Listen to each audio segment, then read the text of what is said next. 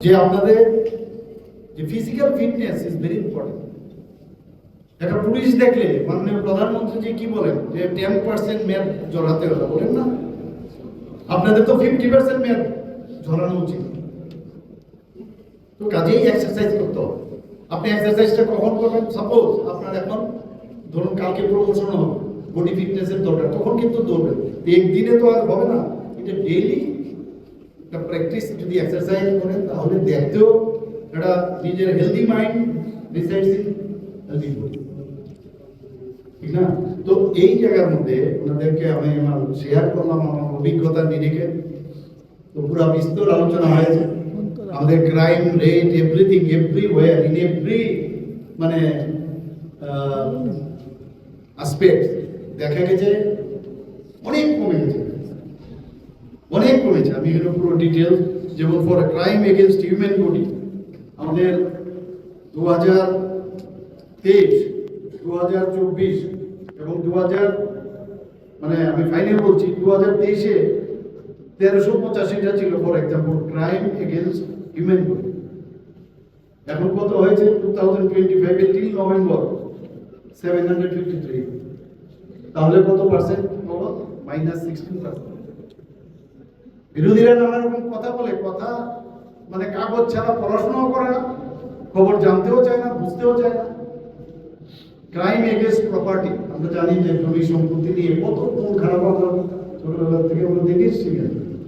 সেই জায়গায় আমরা কি দেখলাম 2023-এ 412, মানে এটা কিন্তু ডিসেন্ডিং অর্ডারে 2024 এইভাবে কয়ে গেছে। আমি আর এটা বললাম, আমি ফার্স্ট এবং লাস্ট 3 বছর আমি বলছি 2023-এ 412, এখন কত 275 টিল নভেম্বর, -14%।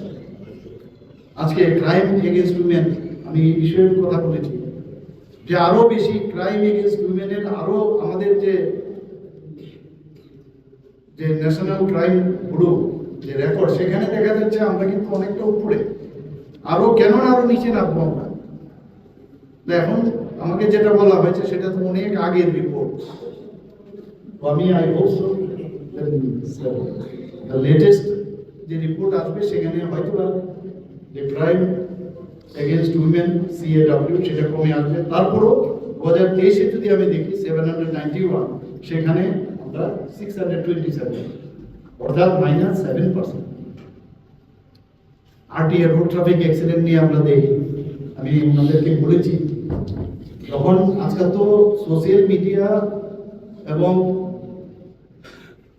আমাদের যে টিভি চ্যানেলের দৌলতে যখন এই রোড ট্রাফিক অ্যাক্সিডেন্ট হয়, আগে দেখতাম না, বুঝতাম না, পত্রিকায় কবে উঠলো, পত্রিকার থেকেও কিন্তু সেই ফিলিংসটা কিন্তু আসে না। এখন যখন একদম ডাইরেক্ট দেখা যায়, মানুষের মধ্যে একটা মানে মানে একটা অবস্থা, সেটা দেখলে অনেকেই কিন্তু বিমর্ষ হয়, একটা আতঙ্কের মধ্যে থাকে। 778, অর্থাৎ -10%। অর্থাৎ ওভারঅল যদি 2023-এ আমরা দেখি 5002 এবং আজকের তারিখে নভেম্বর 2025 পর্যন্ত 3386, অর্থাৎ অ্যাভারেজ -9%। আমি বললাম এতে আত্মতৃপ্তির কোনো প্রয়োজন নেই। এবং আপনাদের যে ডেলিভারির যে জায়গাটা, সেই ডেলিভারির জায়গাটা হচ্ছে পুলিশ স্টেশন। এই পুলিশ স্টেশনের আমার আজকে খুব ভালো লাগবে এই বিষয়ে আমাদের ডিজি সাহেব অলরেডি বলেছেন যে আমরা যে বিভিন্ন পুলিশ স্টেশনে গিয়ে দেখি তাদের রানিং ওয়াটার থাকে না, ওখানে অনেক সময় টয়লেটের প্রবলেম। তো হচ্ছে একটা ছোট বিষয়, আমি বললাম যে এটি আমাদের ছোট বিষয়। মাননীয় প্রধানমন্ত্রী যে টয়লেট এতগুলো যারা আমরা দেখতাম বিভিন্ন আমাদের ত্রিপুরাতে কম, বহু জায়গার মধ্যে কিভাবে আমাদের মেয়েরা তাদের মডেস্টি নিয়ে প্রশ্ন, তো সেই জায়গাটিতে বিগ ইস্যু। এবং আমি বললাম আপ টু ডেট যেন থাকে। তো এরকম আজকে এখানে আলোচনা হয়েছে বহু বিষয়ে।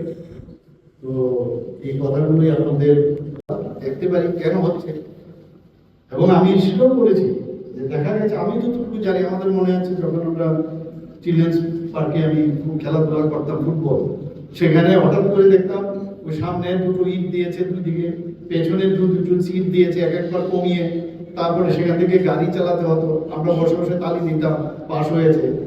তাহলে তাকে গিয়ে এই যে গাড়ি চালানোর লাইসেন্স তাহলে সেটা যেন এই যে প্র্যাকটিস, গুড প্র্যাকটিস, এই প্র্যাকটিসটা যেন করা হয়।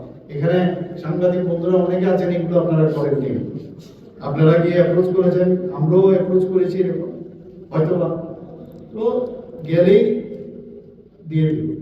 এবং যে কারণে তার তো ট্রেনিং লাগবে, অ্যাটলিস্ট তার যদি এখন তো ট্রেনিং সেন্টারও হয়েছে, সেই ট্রেনিং সেন্টারে সার্টিফিকেট লাগবে, কিন্তু সার্টিফিকেট লাগলেও আমার মনে হয় টেস্ট করার প্রয়োজন।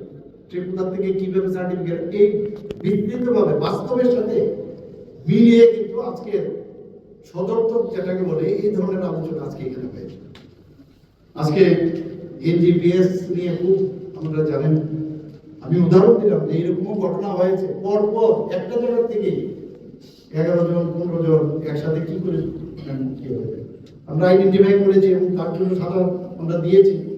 এনডিপিএস এর জন্য মাননীয় প্রধানমন্ত্রী এবং আমাদের মাননীয় স্বরাষ্ট্রমন্ত্রীজি জিরো টলারেন্স বলছে। আপনারা, আমি এখানে এটাও দেখলাম, সেটা জানা ছিল না, যখন ফটোগ্রাফ দেখানো, ফটোগ্রাফে এই যে ফেন্সি ডিল যে বোতল, সেগুলো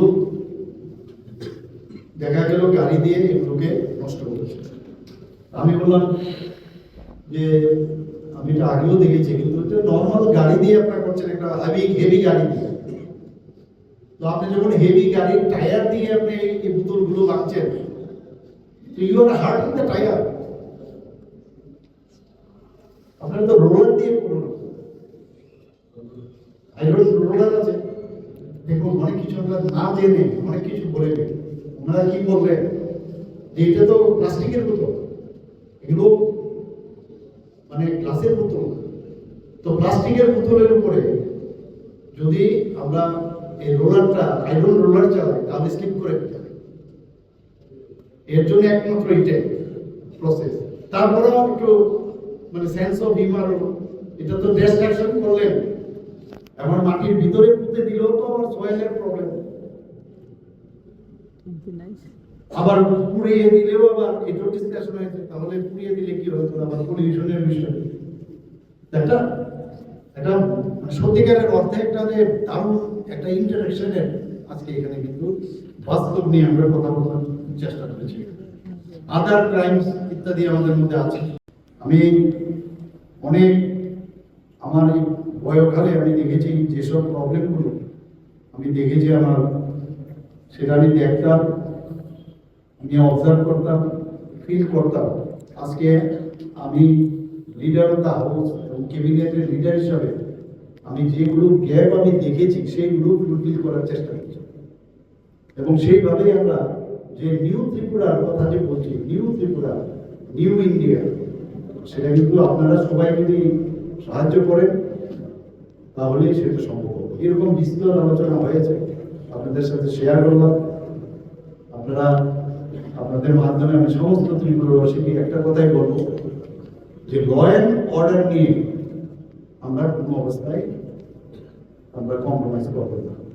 কারণ এখন কিন্তু অদ্ভুত সিচুয়েশন, বাংলাদেশ নিয়ে আমরা কথা হয়েছে, বিভিন্ন টাওয়ার্স আছে, যে জায়গায় আমরা 3 দিকেই আমরা বাংলাদেশ, 4 ভাগের 3 ভাগই বাংলাদেশ। এখন বাংলাদেশের যে পরিস্থিতি, আমাদের আরো বেশি নজর রাখতে হবে। বিভিন্ন জায়গায় কমিউনাল এলিমেন্ট আছে অনেকগুলো, যারা কিন্তু দাঙ্গা লাগানোর চেষ্টা করতে পারে। সোশ্যাল মিডিয়াতে কি বলছে, সেখানে সাইবার ক্রাইম বা তাদেরকে নজর রাখতে বলেছে। কোনো অবস্থায় এগুলো কিন্তু আমরা করতে দেবো না, এগুলো নজর রাখার জন্য বলেছে। এবং আমি চাই যে ত্রিপুরাতে শান্তি আসুক। সেই ত্রিপুরাতে আমাদের সরকার আসার পর যেভাবে শান্তির বাতাবরণ তৈরি হয়েছে, কিন্তু আরো যাতে এক দুটো ঘটনা ঘটে। নানা রকম আজকাল কিছুদিন আগে যে ডিজিজ এবং আইজিস যে কনভেনশন হয়েছিল রায়পুরে, তার ফলো আপ এর আগেও হয়েছে। সেখানে আমি আপনাদেরকে সেখানেও আমি বলেছিলাম যে সেখানে অনেক বিচিত্র সব কথাবার্তা এখানে হয়েছে, যেটা আমরা সাধারণ মানুষ জানি না। কি আন্দোলনের নামে বাইরের থেকে কিন্তু ফান্ডিং হয়, অর্থনৈতিকভাবে সাহায্য করে। দেখবে একটা মনে হচ্ছে যেন একটা কৃষক আন্দোলন, মনে হচ্ছে কৃষকদের রাইটসের জন্য বলছে, কিন্তু কেউ না কেউ তার বেস্টেড ইন্টারেস্টের জন্য এগুলোর পেছনে আছে। এগুলো বিস্তর আলোচনা আছে, ফলোআপে ত্রিপুরাতেও সেটা আলোচনা হয়েছে। ফরেন ফান্ডিং, এনজিওস ফান্ডিং, এগুলো হচ্ছে। তো সেই দিকেই নজর রাখার জন্য আজকে আমি সমস্ত অফিসার্স লেভেলে আমি ওনাদেরকে বলেছি। এবং যে ভাবে আগে চলে এসেছিল যে আমার যারা ওসি লেভেলে কোনো নেতার সাথে যুক্ত, যেহেতু আমি থাকি, আমার উপরের অফিসারদের তাদের যে ডিসিপ্লিন যে সিস্টেম, সেটা মানে ফলো না করলেও চলে। এই সিস্টেমে আমরা যখন থ্রু প্রপার চ্যানেল, যে কোনো নির্দেশ হবে ডিজি লেভেল থেকে নিচে আস্তে আস্তে করে সেখানে যাবে। এবং এই সিস্টেমটা এখানে ফলো করার জন্য আগামী দিনে যে একটা, আমি এই কথাটা বারবার বলবো যে life is an order, one should not be in disorder. অর্ডারের জন্য যা করার আমরাও সেইভাবে অর্ডার। সবাইকে নমস্কার। কাজেই আমাদেরকে বললাম যে থ্রু প্রপার চ্যানেল, আমি আজ পর্যন্ত এখন পর্যন্ত কোন ওসিকে আমি ফোন করি। আগে আমরা দেখতাম যে 35 বছরের যারা রাজত্ব করেছিল 5 বছরে খুব এনজয় করতো। আমাদের এখন তো ডেলিভারি সিস্টেমের জায়গাটাই আমাদের হাতে, কারণ তার যে পোস্টিং এভরিথিং সেগুলো তো আমাদের দ্বারা হবে না।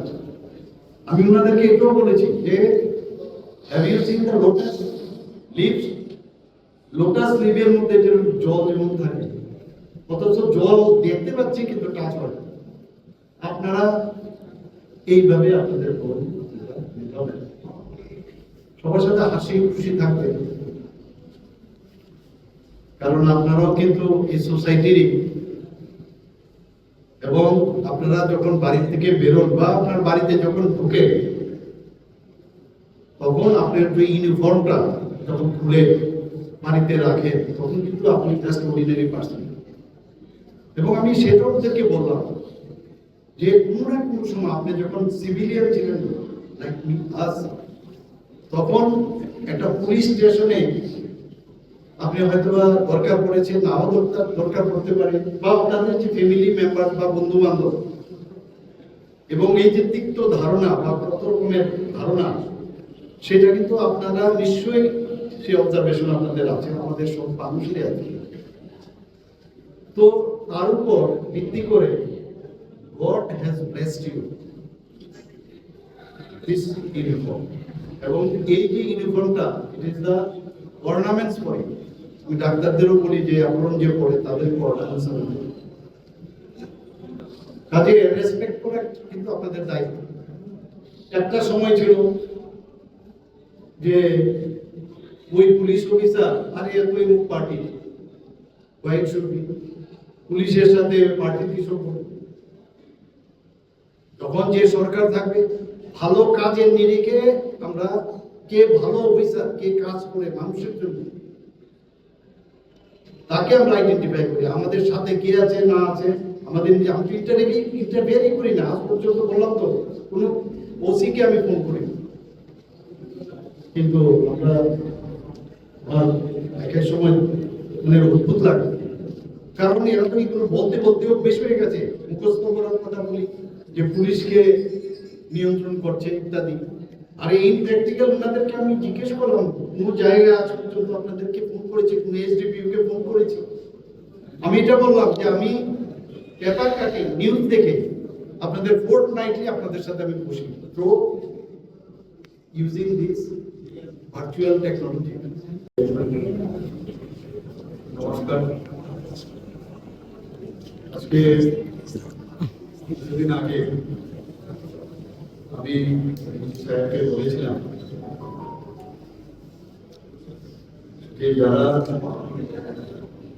ওসি সাহেবরা আছে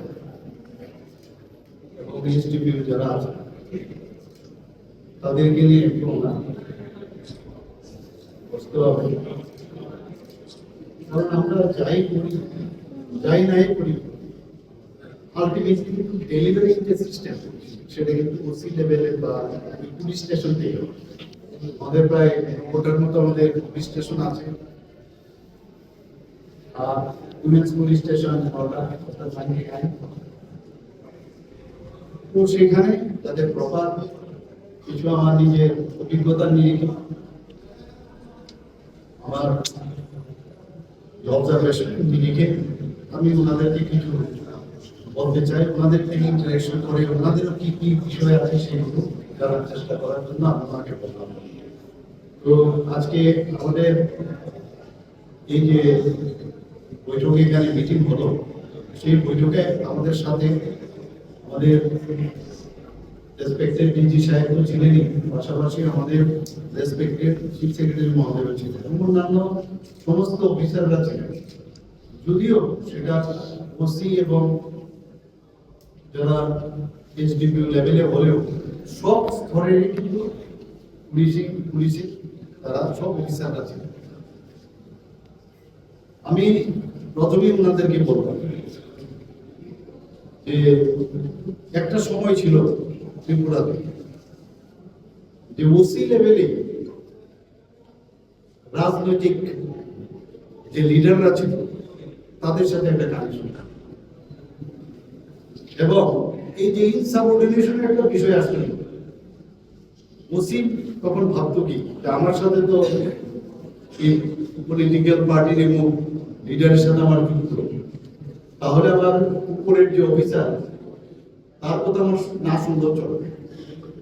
এটা ইনসাবঅর্ডিনেশন, এই প্র্যাকটিস বহু বছর ধরে সেখানে এসপি এবং ডিএম সাহেব থাকেন এবং ওনাদের কাছে আমি জবাব চাই সবসময়, বা কি হয়েছে আসল সত্য কি মিথ্যা, রিজয়েন্ডার যাতে প্রতিবাদ দেওয়া হয় তার জন্য বলি। তো আমরা নিউ ত্রিপুরা যেটা বলছি সেই দিকে কিন্তু যাচ্ছি আমরা, আপনারা কাজ করুন।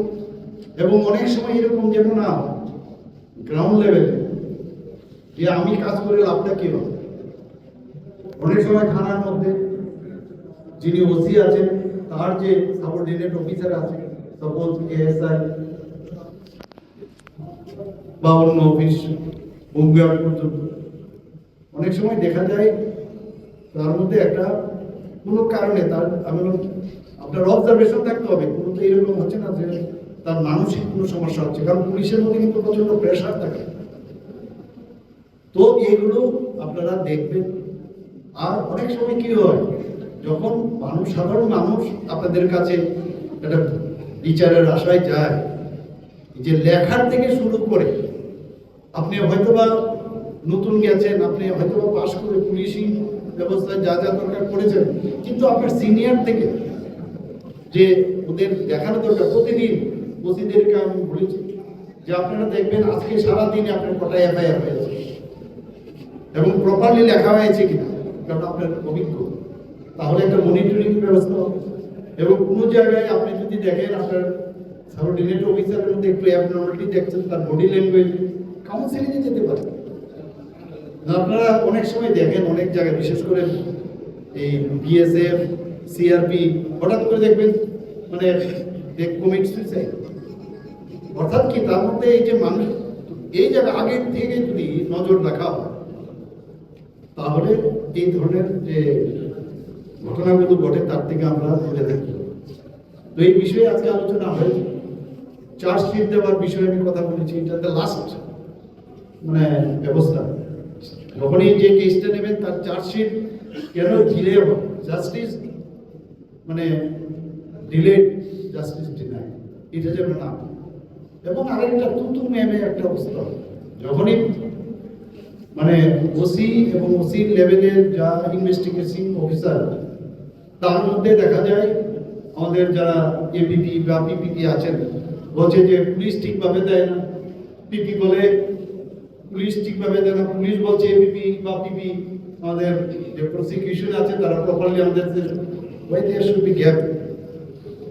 কিছু একটা নেওয়ার আগে আপনারা নিজেরা প্রশ্ন কোথায় কোথায় এগুলো নিয়ে আজকে আলোচনা করেছেন, ওনাদেরকে সেই কথাটাই বললাম। আরো অনেক বিষয়ে ওনাদের সাথে এটা দিলাম যেহেতু আমি যখনই যেটা বলার সেখানে বলবো, বাকি দুটো আমি বলছি। একটা হচ্ছে আপনারা দেখেছেন এর মধ্যে আমাদের 73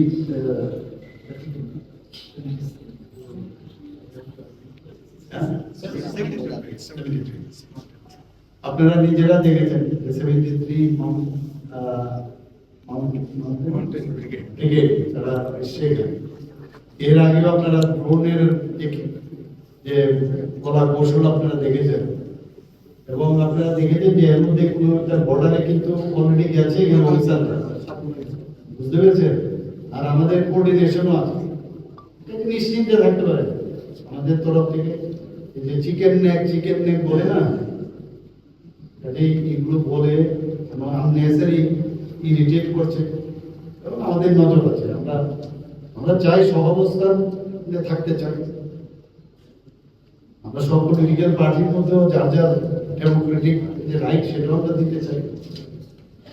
আমরা তো সেই দিকে আমরা কাজ করি। এডিসি ইলেকশন তো হবে, যেরকম ইলেকশন যথার্থ সময়ই হবে, এবং এডিসির জন্য আমাদের তরফ থেকে তো আমরা রেডি আছি। সিকিউরিটি তো যখন গায়ে পড়ে, আমি বারবার যেটা বলছি, সিকিউরিটি কেন ইনসিকিউর, কোথায় ইনসিকিউরিটি কেন থাকবে? ওই এক মাইনরিটি কেন হবে? এ তো আগে 25 বছরের আমরা দেখেছি, এগুলো আমরা 5 বছরে দেখেছি। এগুলি তো আমরা এসছি তো এগুলো পরিবর্তন, একটা রিফর্ম করার জন্য। এগুলো করা হবে না, কিন্তু বললাম কেন করে সবাই জানেন। এগুলো আমরা মহস্তে বরদাস্ত করব। খুব পিসফুল ইলেকশন হবে এবং করতে হবে। আর যদি না হয় সেটা আমরা যা যা করার সেটা তো আইন অনুসারে হবে। তারা না পারতে লাস্ট মজার জিনিস, এগুলো তো জানে বলেই মাননীয় প্রধানমন্ত্রীজির লিডারশিপে এখন নতুন যে আইন হয়েছে আপনারা জানেন, যে কোনো জায়গায় জিরো আপনার ইয়ে হয়, আপনারা তো থানাতে করতে হবে। আর একদম টাইম দেওয়া আছে কি করতে হবে না না। কাজে এখন কিন্তু ইজ অফ যে approach, is of doing business এগুলো চলে এসে, কাজে ওই গতানুগতিক বাদ দিন, কোনো সমস্যা নেই, বাধ্য। এবং কত দিনের মধ্যে কি অ্যারেস্ট করতে গেলে কি আগের থেকে জানাতে হবে, এবং অ্যারেস্ট করার পরে যে এফআইআর এর কপিও তাকে দিতে হবে, এসব পুরো ডিটেল আছে। সেই 18 দশকে সমস্ত কানুনগুলো এতদিন ধরে রেখেছে, ভাবা যায় কোনোদিন। সেইগুলোকে রিফর্ম করে এখন এই যে বিএনএস, যে আমাদের নতুন ভারতীয় ন্যায় সংহিতা, সেগুলো হয়েছে এখানে। কিন্তু জিরো এফআইআর নিয়ে তো অনেক মানুষ জানেন না, তারা তো আবার থানায় গিয়ে অনেক সময় এটা তো অ্যাওয়ারনেস লাগে। এটা আমি এই বিষয়টা নিয়ে কেন আলোচনা করেছি, আমি এটাও বলেছি যে শুধু মানে আপনারও এটা ডেইলি করতে হবে, আর everyday if you read it everyday will learn something, কারণ এর মধ্যে অনেক ডিটেলস আছে। তাহলে আপনি যখন এগুলো জানবেন, তাহলে আপনার পক্ষে সেই গতানুগতিক যেভাবে আপনি কেস রেজিস্টার করেন, তাতে কিন্তু অপোজিশনের যে উকিল আছে বলবে যে ওই এই আইনে প্রপার্টি হচ্ছে। ওনাদেরকে আমি এটা বলেছি, ডেইলি আপনারা এই বিষয়ে অধ্যয়ন করুন বা প্রয়াসের মাধ্যমে